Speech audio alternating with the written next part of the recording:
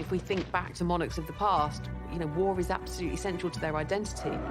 By the First and Second World War, the role of monarchs in wartime had changed. George VI and Queen Elizabeth were very much aware that World War II was not just fighting on the battlefield, it was also a propaganda fight.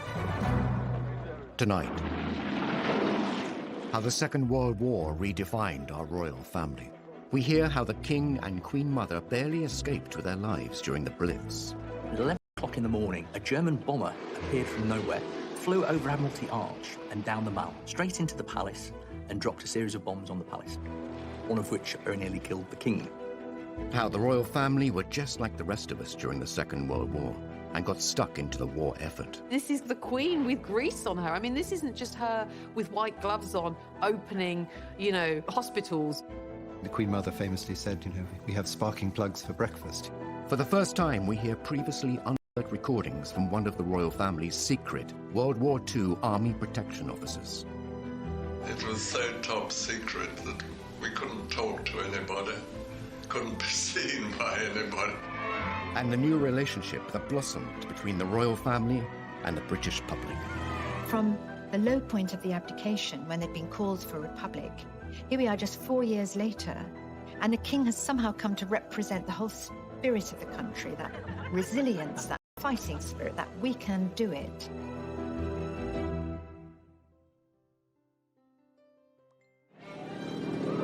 In the 1930s, the world was heading towards an inevitable war, and Britain had a new king. George VI and his young family were rebuilding public confidence in the monarchy after the shock abdication of his elder brother. Now the king faced an even greater challenge. This was an incredibly difficult testing time. Nazi aggression was really becoming something that just couldn't be ignored. The king didn't know whether he was going to have to be a leader in a time of crisis, a war leader. You know, we were pursuing a policy of appeasement. But with each crisis, we seemed to be coming ever closer to the brink of war. Just at the moment when the British monarchy looked like it was back on its feet, the nation, Europe, was plunged into spectacular crisis. On the 3rd of September 1939, the king addressed the nation to announce the country was at war. For the second time in the lives of most of us, we are at war. As he spoke, the words were hesitant, and there were long gaps, and the delivery was flat. Goebbels, Hitler's propaganda minister, wrote in his diary, another speech, it looks as though it's symbolic of the whole country, a sign of weakness. This would prove to be a miscalculation by Germany. King George VI was far from weak. As a young prince, he had fought for king and country. He was no stranger to the theatre of war. The King, of course, himself was a military man. He'd served in the First World War. He was a 20-year-old on HMS Collingwood during the Battle of Jutland in 1916. So he actually had wartime experience. In fact, he's the only 20th century monarch to have fought in a conflict zone. And then he finds himself in 1939 in charge of a country that, in many respects, isn't ready for war. And he leads from the front. Now king, George had no active military role, but he was determined to support troops fighting in his name. Once the war actually really moves into its ascendancy with the German attack from May 1940 onwards, he dedicates himself relentlessly to maintaining national morale. The king and his family were soon to prove to the British public that they would stand by them. They would face the hardships of war together. Suddenly Britain was galvanized to be on a war footing.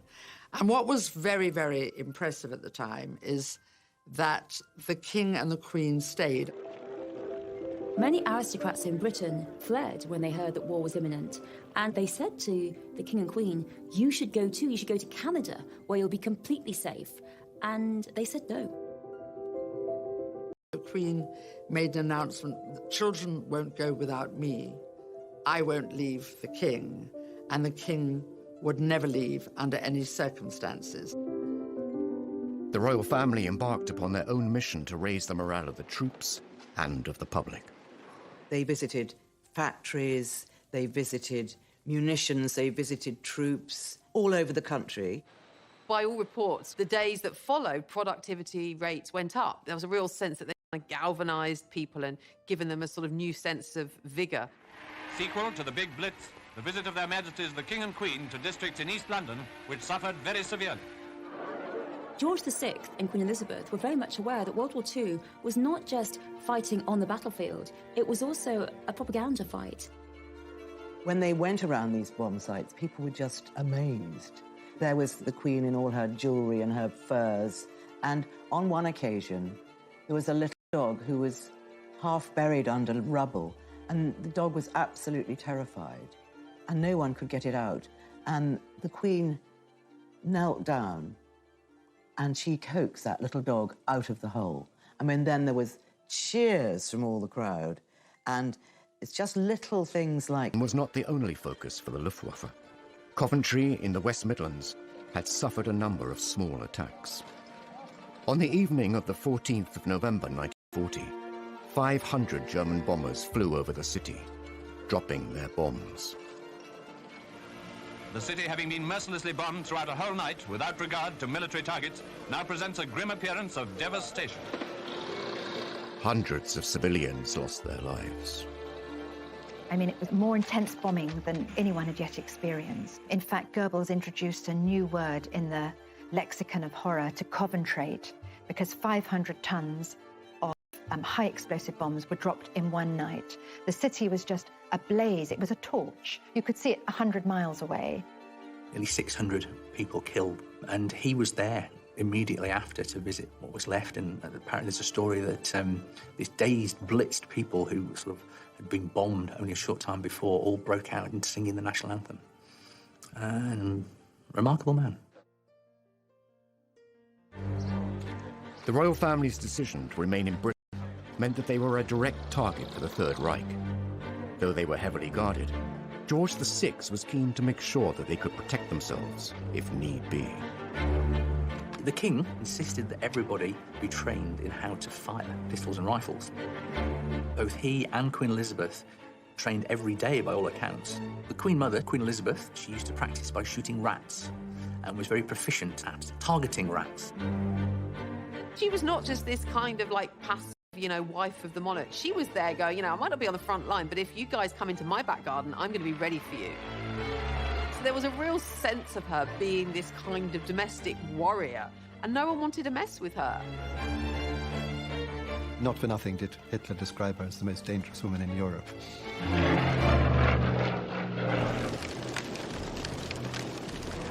As the conflict continued, it became clear that this was not just a war on the front lines. At home, the King and Queen were finding other ways to stop Hitler breaking the spirit of the country, by standing resolute with their people during the Blitz, putting their own lives at risk. She saw 2 bombs falling just outside the window. They heard the explosion. Then there was a great shower up of smoke and debris, and they sort of threw themselves out into the corridor. Buckingham Palace was being bombed. During the Second World War, the royal family were determined to show that they were not just privileged aristocrats. They were at one with the public. They would not run and hide, and they too would feel the struggle. For this monarchy to be seen as a family, without the kind of trappings of power and pageantry. And that was very much what George VI, Queen Elizabeth, and those around them in the palace pushed as the image. It was a normal domestic family facing the war, the austerity of the war, the fears of the war, the crisis of the war, the danger of the war, just like everybody else. From the low point of the abdication, when they'd been called for a republic, here we are just 4 years later, and the king has somehow come to represent the whole spirit of the country, that resilience, that fighting spirit, that we can do it. He's somehow come to epitomize that. It wasn't simply propaganda. The royal family were living the war like millions of other families in the UK. But unlike everyone else, they were individual targets for the Nazis. Decisions and plans had to be made. Losing the British royal family was unthinkable.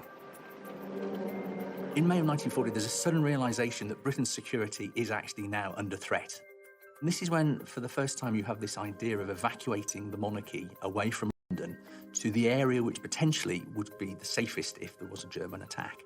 It's actually Worcestershire, it's about the furthest away from the coast. And also it was deemed to be the best in terms of communication.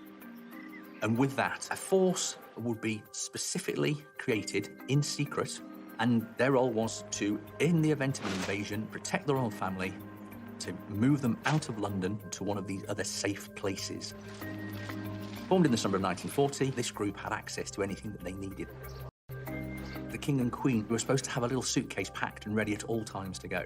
And if they were in Buckingham Palace and the worst happened and the invasion began, they would be bundled into the first ever bulletproof car in the UK, along with a number of armoured cars. As one of the men involved said, they were hugely honoured to have been given this mission, but they knew that their role in the event of the worst-case scenario was to fight to the last man. Professor Andrew Stewart spoke with one of those men charged with protecting the royals, Sir Geoffrey Darrell, before his death in 2013. He gave an incredible insight into how they prepared to keep the family safe in recordings never previously heard. On the code word Cromwell, we packed up and went straight in our buses. It was so top secret that we couldn't talk to anybody, couldn't be seen by anybody. Mike Tomping saw them when they were at Windsor. He took the princesses for a ride in the armoured cars that they were going to be in if they had to go to one of the houses. As the Nazi forces increased, the royal family too moved the young princesses to a safer location, Windsor Castle. The future monarch and her sister were repeatedly drilled in what to do if the castle came under attack. For the initial period, they sheltered in the dungeons because they were the most secure part of the castle. The Queen's protection officer during the war, Sir Geoffrey Darrell, highlights the real danger the young women were facing. If we'd been invaded, the only thing that could have happened, I think, would have been an airborne landing. The Germans would have had to have done it in the dark, grabbed them and taken them away before daylight, and I don't think they could have done it. Princess might have been sent to Canada, I think. It's known the drill of getting them from their bedrooms down to the air raid shelters was practiced. They were given a special bag into which their favourite toys were put. They practiced the idea of how to get ready quickly, so much so that they were able to do it in no time at all. Windsor Castle was a fortress. It was cold and dark. But the Queen and her younger sister still had a bit of fun. The king actually had a very good idea. He was going around Windsor Castle with his eldest daughter, Princess Elizabeth, and there was lots and lots of clothes and costumes, and he said, why don't we put on a pantomime? And it gave them something to focus on together. Actually, during the 5 years of the war, I think they put on 4 pantomimes, and they were fee-paying. So all the local people used to come as well. And Princess Elizabeth said, oh, we can't charge 7 shillings and 6pence for people to come and see us in a pantomime. And Margaret said, they'd pay anything to see us. As the war raged on, German forces disrupted the food supply chain into Britain. The whole country was put on rations in 1940. The royal family were no exception. They did make sure that they had rations. They did have a line around the bath so that above which you should not go, because heating water was obviously a very, very expensive business. The Minister of Supply wants more scrap iron to turn into guns and tanks. Mr. Hicks of the Ministry of Works himself took a hand on some of the Buckingham Palace railings, the removal of which had been ordered by the King. That was part of the whole royal principle throughout World War II, that they should behave in the same way as everyone else. The girls should be evacuated, and that the royals should have rations just like everyone else. They should be subject to ration foods exactly the same way as everyone else. The British royal family remained in their own country, but the war had displaced other European monarchs.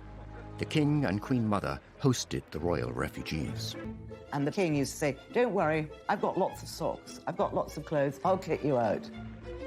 Actually, a lot of them just sort of looked like ordinary people, and, you know, a cleaning lady, they weren't in their robes or pearls or jewels because they didn't have them. And the Queen of Sweden was here. Wearing such humble attire, the Swedish Queen realized that if anything happened to her, no one would know who she really was. She had a bit of card made, and she put it in her purse whenever she was on public transport, and it said, "I am the Queen of Sweden."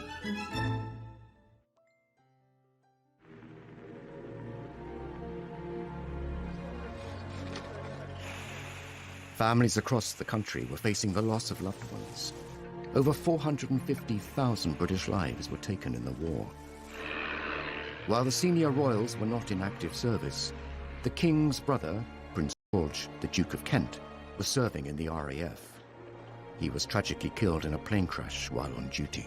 It brought home just the tragic losses that basically everybody was not far removed from. Most people in their families, of course, had lost someone, and the royal family, in that sense, were no different. Well, this is what Queen Mary said, you know, everybody is losing family. We can't break down. We have to be strong and set an example. Now we've lost some family too.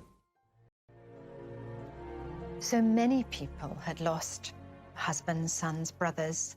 They didn't feel they could call attention to their loss. It was just a very small funeral. And there's a very evocative description by Noel Coward, because when everyone was trying so hard to control their grief, when the coffin was brought in with his RAF cap on it, Noel Coward says he could feel his face. He just had tears rolling down his cheeks, and he was relieved to see that the King and Mountbatten were exactly the same. Aerial bombing raids were happening across the country. London was bombed more heavily and more often than other cities. Now, civilians were in Hitler's sights. They thought if there was continuous bombing of London, they would drive the civilian population mad and Britain would surrender. And on the 7th of September 1940, the largest aerial formation ever seen darkened the skies coming across the English Channel towards London. And suddenly, the East End was ablaze. Buckingham Palace was a key target for the German Luftwaffe. The palace was hit repeatedly during the Blitz. Buckingham Palace was actually bombed 16 times during the war, and of those 16 times, 9 of the actual bombing raids caused damage, one of which on Friday the 13th of September 1940 very nearly killed the King. At 11 o'clock in the morning, a German bomber appeared from nowhere, dropped below the clouds, flew over Admiralty Arch and down the Mall, dropped a series of bombs on the palace. The King was with the Queen and his private secretary in his private sitting room, just getting ready for the day's work. And they saw 2 bombs falling just outside the window. They heard the explosion. Then there was a great sort of shower up of smoke and debris. And they just had time to register, you know, that things were very wrong. And they sort of threw themselves out into the corridor and only afterwards realized just what exactly was happening, that Buckingham Palace was being bombed. The precise nature of the attack led the King himself to wonder if his own family in Germany were behind the bombing. In fact, it was suggested that the only way that that aircraft could have carried out the attack was if it was somebody who had an intimate knowledge of the palace. And in fact, for a long time, the suggestion was it was a gentleman called Prince Christoph of Hesse, who was a distant relative but had visited the palace a number of times prior to the war. This was a turning point for the royal family and his relationship with the British public. They did something unprecedented. The media were actually invited into Buckingham Palace and were shown around the damage and were told the story of what had happened. This was revelatory. This had not happened before. Latest outrage of the Nazis' indiscriminate fury is the bombing of Buckingham Palace. Remember, most people hadn't seen the inside of Buckingham Palace. They showed the brickwork that's fallen apart, all the masonry that had been left, and the danger there was to the King and Queen. So I think people felt, OK, they're going through a slightly better version of the war than we are. They weren't going to the tube every night to hide, but they were suffering from the same problems. They stood for something. It meant something to people that they were still there in the midst of all this. The King and Queen had changed the way the royal family interacted with the public. No longer were they closed off. Now they were out and about, being seen, commiserating, consoling, and encouraging the war effort. Buckingham Palace did take 9 direct hits, a policeman was killed, and the Queen, she said, "Now I can look the East End in the face." And she felt very strongly that because her home had been bombed, it put her on the same level as all these people who'd suffered so much. And we do see a change and a lot more support for the royals after this moment. The Queen was also keen to let the rest of the world see what was happening in Britain. Before the United States had joined the Second World War, she sent an invitation to the First Lady. The King and Queen were at Paddington Station to greet her in the name of the people of Britain as she arrived in London. One of the most important things the Queen Mother did during the war was to invite Mrs. Roosevelt over to England. So much of the damage caused by the big fire raid on the city. You get a real sense that, austerity was happening even in Buckingham Palace, reading her account. Queen Elizabeth had moved out of her rooms to give her guest her rooms, and they were palatial, but bracingly cold. You could see your breath. There was one little electric fire with just a thin orange glow. The glass had all been blown out and was replaced by a cheap substitute. And then when Eleanor Roosevelt went down to the dining room, it all looked very promising, beautiful ambiance and lots of gold and silver. But the food, when it came, was meager and unrecognizable as food for someone not used to wartime substitutes. In fact, she wasn't quite sure what she was eating. everything's boarded up and there's nothing very grand about Buckingham Palace. It's all, completely bleak. And so who better to go back and tell the president about what's going on in Britain than his wife? The Queen Mother's clever diplomacy brought the reality and horrors of the war to the United States. It cemented the special relationship between the two countries. And now it was time for the next generation to step forward and take the lead.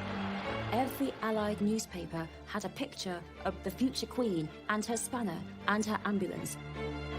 I mean, this was really quite feared because, look at this, she's ready, she's out there, she'll go to the front and she'll risk her life if she has to for the war effort.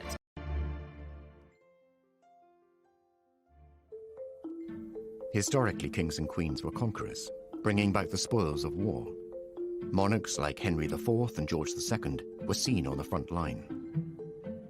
The monarchy really had always in history been about military pursuits. I mean, that was really, you became monarch through military might, and one of the kind of key aspects of being monarch was defense and being seen to lead an army into war. I mean, if we think back to monarchs of the past, war is absolutely central to their identity. By the Second World War, things had changed, and it was the battle on the home front that would win public support. With George VI, it wasn't that he was going to be on the front line with the troops, leading troops into battle, but he was seen to kind of shore up the home front. And in that sense, he had a very active role in the war. He was part of the forces, even though he wasn't actually fighting. War was raging across Europe, and the King and Queen Mother remained in London with their daughters safe in Windsor. The Queen and her younger sister Margaret were growing up and wanted to be more involved in the war effort. At just 14 years old, the Queen reached out to other children across the empire. She did away from their parents, again, just like her mother, really saying, come on, guys, we've got to step up, we've got to steel ourselves, we've got to do the right thing for the right cause here, be brave, be brave. My sister and I, all of us children who are still at home, think continually of our friends and relations who have gone overseas, who have travelled thousands of miles to find a wartime home and a kindly welcome in Canada, Australia, New Zealand, South Africa, and the United States of America. We know, every one of us, that in the end all will be well, for God will care for us and give us victory and peace. And when peace comes, remember, it will be for us, the children of today, to make the world of tomorrow a better and happier place. It's one of the first public things that she ever did, and Princess Margaret chirps in at the end to say goodnight to them. Come on, Margaret. Good night, children. Good night, and good luck to you all. Children, of course, lost family, and they did a charming broadcast, and it was also sent to America because at that time we were still trying to entice America into being on our side. The Queen soon took on other public duties. On the 21st of April 1942, she turned 16 and was appointed Colonel-in-Chief of the Grenadier Guards by her father. That same day, she made her first official public appearance as she inspected her troops. She was only a child when war broke out, really very young, and she had to grow up without her parents, but also expected, really from quite a young age, to take on a leadership role. That was her first big responsibility, and so she took a great interest in her regiment and, very much involved with their activities. In 1945, aged 18, the Queen insisted on joining the Auxiliary Territorial Service, the women's branch of the British Army. Women were suddenly supposed to go to work, to go to the factories, to learn to be mechanics while the men were away fighting. And, the Queen and Princess Elizabeth were like, well, I'm just going to do the same thing. And so it was very much, if it's good enough for them, it's good enough for us, and we're no different. We don't require special treatment. She was absolutely determined that she would go out there and join in with other girls. Even if she couldn't do it, even if it was difficult, even if she made a fool of herself, she didn't care. She wanted to go out there and do her duty. George VI had said, hold on a second, no, this is not a job for you. And Princess Elizabeth, of course, our current queen, was like, absolutely not. I'm rolling my sleeves up. I want to join. I want to enter the war effort. And of course she did. And we see that amazing footage of her. She had to undergo 6 weeks of training. And 6 weeks of training were all about trucks, because that's what the ATS did. They drove people around, troops, bits of equipment, whatever the army needed, round in trucks. The Queen Mother famously said, we have sparking plugs for breakfast, so the Queen was obviously very interested in all that. The Queen rose quickly through the ranks. In a matter of months, she was promoted to junior commander, the equivalent of army captain. She just seems to be this sort of ageless icon.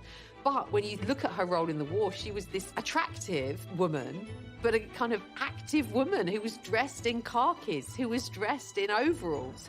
This is the Queen with grease on her. I mean, this isn't just her with white gloves on, opening, hospitals or, unveiling plaques. This is her actually doing a job of work. She served. She was the first, woman royal to be in the armed forces. So she led from the front. She delivered and she did what she needed to do. And I suppose she's lived that out ever since. And her remarkable longevity and sense of duty. And I think the Queen never took the easy path. And it would have been quite easy for her not to join the ATS, to stay in Windsor Castle with Margaret. Images of the future Queen in overalls driving large vehicles were widely distributed and became a powerful propaganda tool. The picture of the young Queen in her ATS uniform training for this difficult, dangerous work, that really cannot be underestimated, what effect it had on the morale of the people and also on the morale of the enemy.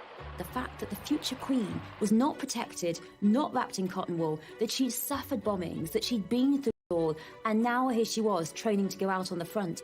Every Allied newspaper had a picture of the future Queen and her spanner and her ambulance. This was really quite feared, because look at this. She's ready. She's out there. She'll go to the front and she'll risk her life if she has to for the war effort.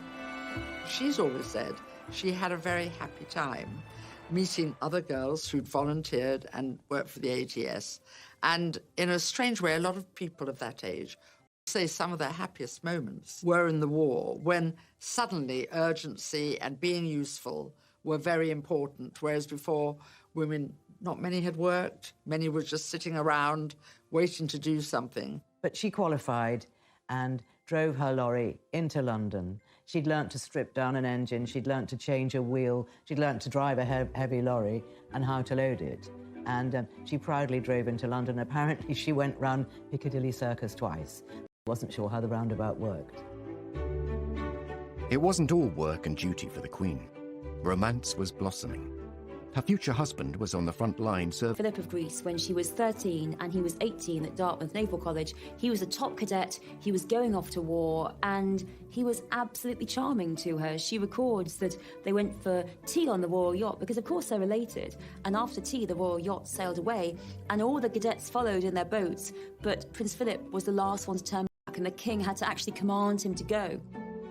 He was a distant relation. He was produced on that occasion to look after the two princesses, and that's always where they say they focused on each other. And of course he had a very, very good war. He described to me once that during the war, he had no family in England. His mother was living in Greece, and of course he was Greek, and there was a certain wish or wonder, would he join the Greek Navy? But he decided that he'd done lots of from training in Britain. And of course, he'd lived in Britain because his family had been exiled. And the Greek Navy was very small, and I think he thought he wouldn't see much action, so he joined the British Navy.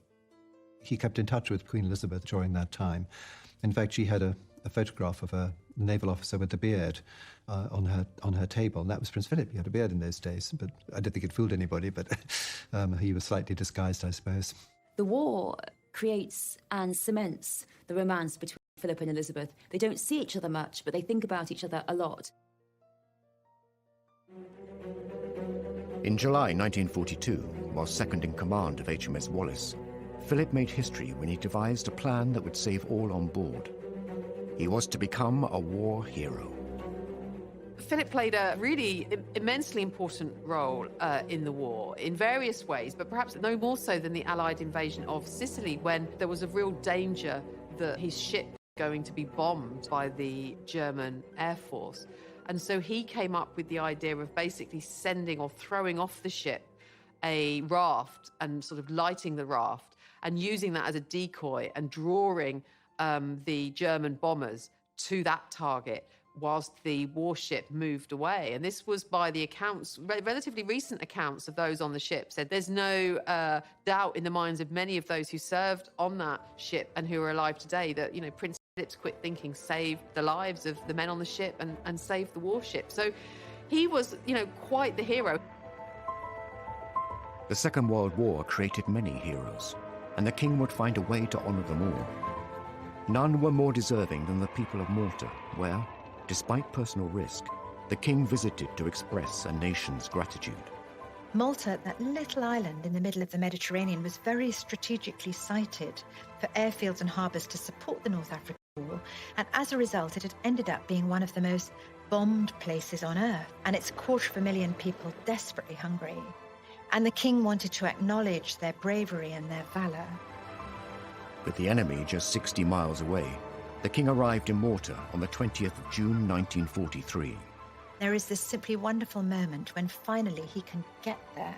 And it's a beautiful morning. Even at a distance, he can hear that word has spread that the whole jetty of the Grand Harbour in Valletta is absolutely crammed with people, cheering, shouting and waving. And the king is a solitary figure, slight figure in a white uniform on the bridge of HMS Aurora, giving the salute.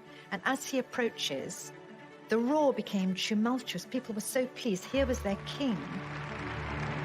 The king bestowed the George Cross on the entire island, which had the effect that every fisherman and every man in a boat or every man walking the street felt that he, in a sense, had got the George Cross, you know, as a brave island.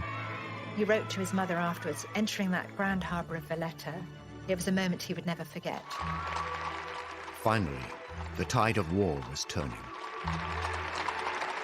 The door was being opened to the possibility that we could win, and there was a hit song, Coming In on a Wing and a Prayer, which was all about coming in with the engines down and everything's gone wrong, but we're going to get home. And the princesses loved this. There's a gramophone at Balmoral, and they played this song over and over with the Queen and danced in the corridors. There was a real sort of lighter mood at last, some possibility of real hope. The Allied forces saw victory on the horizon.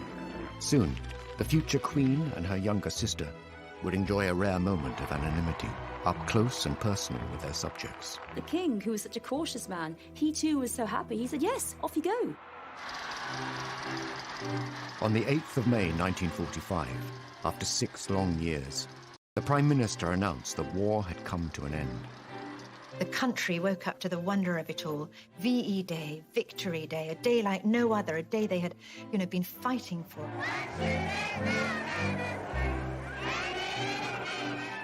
VE Day was the day where another radio broadcast address from the king, and of course this time the king not saying it's going to be a long and difficult time ahead, stay strong, announcing instead, of course, victory, that the war was over.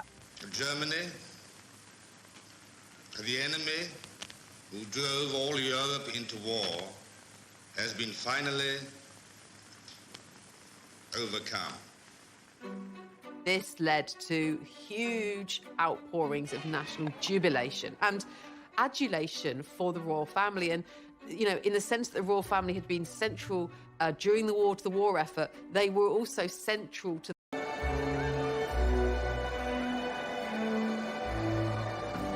Then the crowd makes its way to the Mall. There's 10,000 people milling on the Mall, demanding to see the royal family.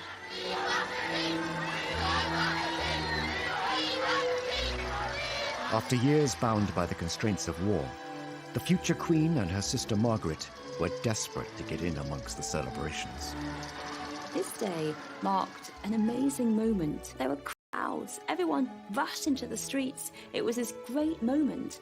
And the two princesses said to the king and queen, "Can we go outside with all those people?"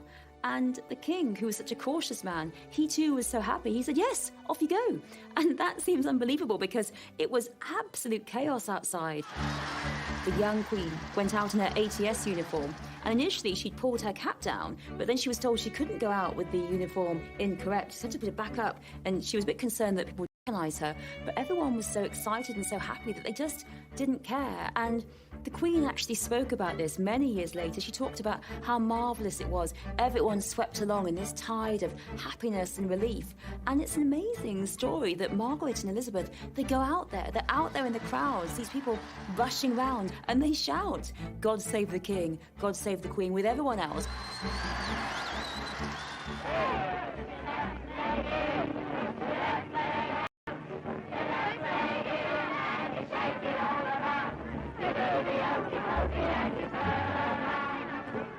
There was this wonderful moment as dusk fell and Buckingham Palace suddenly was floodlit. Lionel Logue, the King's speech therapist, was outside Buckingham Palace and he could see it all. He said the Queen's tiara caught the lights. It just seemed almost magical, like a fairyland. You know, suddenly there was light and cheering. And it went on for so long. They came out onto the balcony 8 times. It just seemed like, in that moment, the quintessential moment of victory.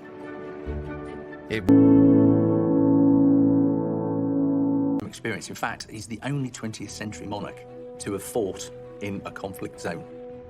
And then he finds himself in 1939 in charge of a country that, in many respects, isn't ready for war. And he leads from the front. Now king, George had no active military role, but he was determined to support troops fighting in his name. Once the war actually really moves into its ascendancy with the German attack from May 1940 onwards, he dedicates himself relentlessly to maintaining national morale. The king and his family were soon to prove to the British public that they would stand by them. They would face the hardships of war together. Suddenly Britain was galvanized and to be on a war footing. And what was very, very impressive at the time is that the king and the queen stayed. Many aristocrats in Britain fled when they heard that war was imminent, and they said to the king and queen, "You should go too, you should go to Canada,